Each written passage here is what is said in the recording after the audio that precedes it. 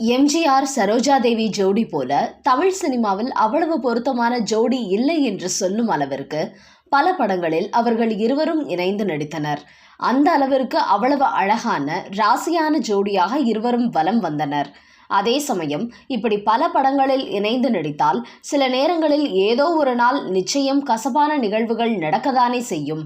சரோஜாதேவியின் திரையுலக பயணத்தில் குறிப்பாக எம்ஜிஆரே வெறுத்து போகும் அளவிற்கு ஒரு மிகப்பெரிய நிகழ்வு நடந்தது.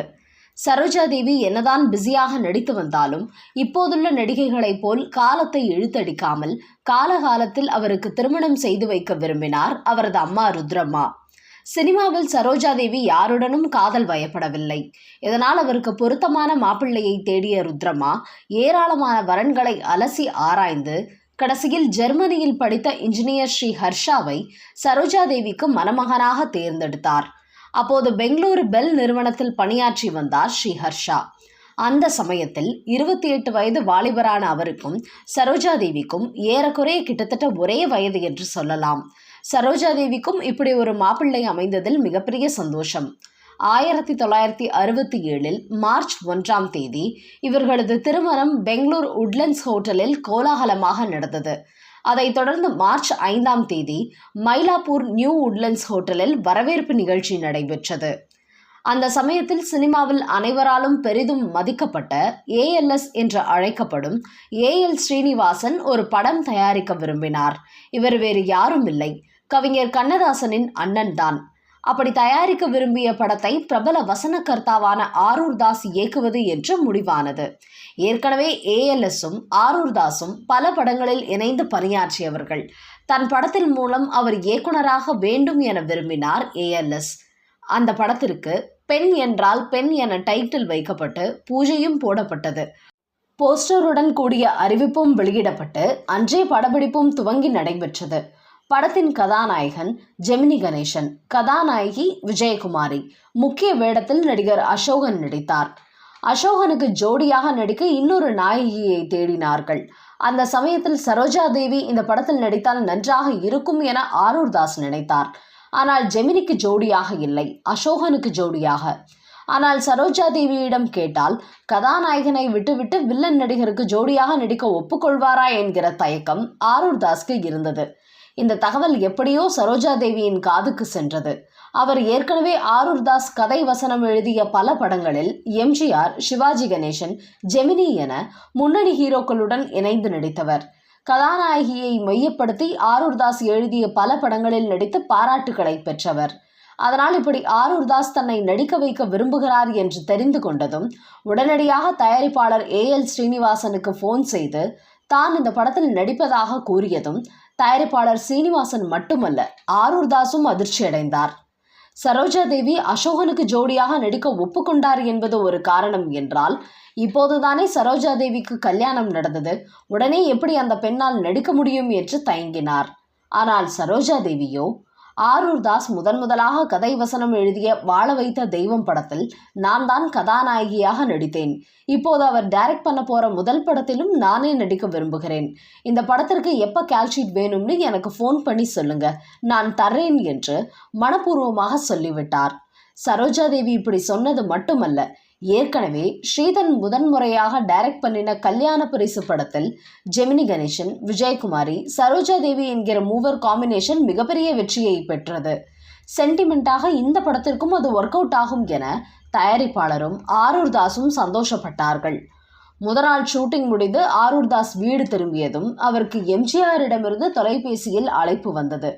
அந்த சமயத்தில் தான் எம்ஜிஆர் துப்பாக்கி சூடு நிகழ்வுக்கு பின்னர் வீட்டிலேயே ஓய்வெடுத்து கொஞ்சம் கொஞ்சமாக குரல் சிகிச்சை பெற்று வந்தார். மீண்டும் எம்ஜிஆர் சினிமாவில் நடிக்க முடியாது என்பது போல அசோகன் போன்ற நடிகர்களே அப்போது செய்தி பரப்பி வந்தார்கள் என சொல்லப்பட்டது. அது மட்டுமல்ல, ஏற்கனவே ஆரூர் தாஸ் டைரக்டராக மாற முயற்சி செய்த போது அதை வேண்டாம் என்று தடுத்து கதை வசனத்தில் மட்டும் கவனம் செலுத்துங்கள், அதுதான் உங்கள் எதிர்காலத்திற்கு நல்லது என்று கூறியவர் எம்ஜிஆர். இப்போது அதையும் மீறி ஆரூர் தாஸ் டைரக்டர் ஆனது மட்டுமல்ல, அந்த படத்தில் சரோஜாதேவியும் நடிக்கிறார் என்றதும் எம்ஜிஆர் டென்ஷன் ஆகிவிட்டார். அதனால்தான் உடனடியாக ஆரூர் தாஸுக்கு ஃபோன் போட்டு, உங்க படத்துல சரோஜாதேவி நடிக்கிறதா விளம்பரம் வந்திருக்கே, அது உண்மைதானா என்று கேட்க, ஆமாம் அண்ணா என்று சொல்லி இருக்கிறார் ஆரூர் தாஸ். சரோஜா கல்யாணம் பண்ணிட்டு சினிமாவை விட்டு ஒதுங்கிருச்சு. கல்யாணம் ஆகி 1 மாதம் தான் ஆகியிருக்கு. மறுபடியும் அதை ஏன் இழுக்கிறீங்க? இடையில திடீர்னு கர்ப்பமாகிருச்சுன்னா உங்கள் ஷூட்டிங் பாதிக்கப்படாதா? அது சரி, அந்த பொண்ணே உங்களிடம் வந்து சான்ஸ் கேட்டுச்சா என்று கேட்டுள்ளார். சரோஜா தேவி தானாகவே தான் இந்த படத்தில் நடிக்க விரும்பியிருந்தாலும் இதை அப்படியே எம்ஜிஆரிடம் சொல்லக்கூடாது என நினைத்த ஆரூர்தாஸ், சத்தியமாக சரோஜா என்கிட்ட சான்ஸ் கேட்கலான்னா என்கிட்ட கேட்க வேண்டிய அவசியமும் இல்லை. ஆனால் தயாரிப்பாளர் ஏஎல் ஸ்ரீனிவாசன் சொல்கிறபடி தான் நான் நடக்கிறேன் என்று கூறினார். எம்ஜிஆரை பொறுத்தவரை ஏஎல் ஸ்ரீனிவாசன் மீது மிகுந்த மதிப்பு வைத்திருப்பவர். அது மட்டுமல்ல, அப்போது சினிமாவில் நடக்கும் நல்லது கெட்டது விஷயங்களில் ஏஎல் ஸ்ரீனிவாசன் தலையிட்டார் என்றால் அனைவரும் அவர் சொல்லும் முடிவுக்கு கட்டுப்பட்டு அமைதியாக செல்லும் அளவிற்கு அவரது செல்வாக்கு இருந்தது. அதனால் எம்ஜிஆரால் மேற்கொண்டு இதில் பேச முடியவில்லை. ஆனாலும் சரோஜா தேவியின் இந்த செயலில் எம்ஜிஆருக்கு துளியும் விருப்பமில்லை. சரோஜா தேவி திருமணமான பின்பு நடிக்க வந்ததை கூட எம்ஜிஆர் மனது ஏற்றுக்கொண்டது. ஆனால் தன்னுடன் அதற்கு முந்தைய வருடங்களில் 4 படங்களில் கதாநாயகியாக நடித்ததுடன் அப்போது படப்பிடிப்பில் இருந்த அரச கட்டளை படத்திலும் சரோஜா தேவி நடித்து வந்தார். அப்படிப்பட்டவர் அசோகனுக்கு ஜோடியாக நடிக்கிறார் என்றதுமே எம்ஜிஆரின் மனம் அடிபட்டது. அது மட்டுமல்ல, சரோஜா தேவி திருமணமாகிவிட்ட பின் மீண்டும் அவர் திரையில் தோன்றுவதில் சரோஜா தேவியின் அம்மாவுக்கே விருப்பமில்லை. ஆனால் சரோஜா தேவி இப்படி ஒரு முடிவை எடுப்பதற்கு காரணம் அவரது கணவர் ஸ்ரீ ஹர்ஷா தான். அவர் ஒரு முற்போக்குவாதியாக இருந்தார். பெண்கள் வீட்டில் சும்மா இருப்பது எனக்கு பிடிக்காத விஷயம். அவர்கள் தங்களது திறமையை வீணாக்க கூடாது என்று கூறியவர் சரோஜா தேவி சினிமாவில் தொடர்ந்து நடிப்பார் என்று பகிரங்கமாகவே பத்திரிகையாளர்களிடம் தெரிவித்தார். அதே சமயம் திருமணத்திற்கு பிறகு சரோஜா தேவியின் ரீஎன்ட்ரி எம்ஜிஆர், சிவாஜி, ஜெமினி போன்ற மும்மூர்த்திகளுக்கு ஜோடியாக இருந்திருந்தால் பரவாயில்லை. ஆனால் அசோகன் போன்ற 2ஆம் 3ஆம் நிலை வில்லன் நடிகருக்கு ஜோடியானதை எம்ஜிஆரால் ஏற்றுக்கொள்ள முடியவில்லை.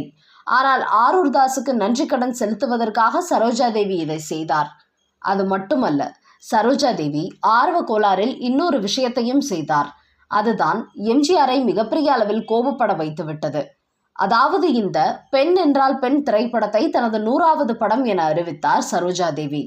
அதே சமயத்தில் எம்ஜிஆரின் அரச கட்டளை படமும் உருவாகி வந்தது. எம்ஜிஆரின் எண்ணப்படி அதுதான் சரோஜா தேவியின் 100வது படமாக அறிவிக்க வேண்டும் என நினைத்திருந்தார். சரோஜா தேவிக்கும் இது தெரியும்.